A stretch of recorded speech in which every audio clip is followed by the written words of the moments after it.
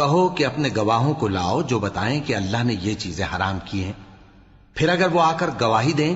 تو تم ان کے ساتھ گواہی نہ دینا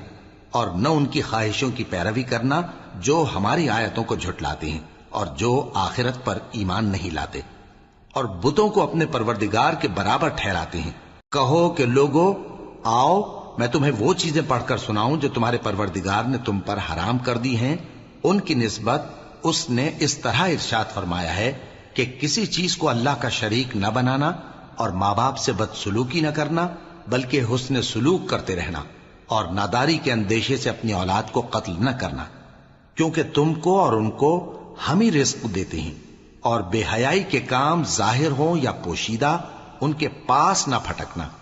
اور کسی شخص کو جس کے قتل کو اللہ نے حرام کر دیا ہے قتل نہ کرنا مگر جائز طور پر، یعنی جس کا شریعت حکم دے۔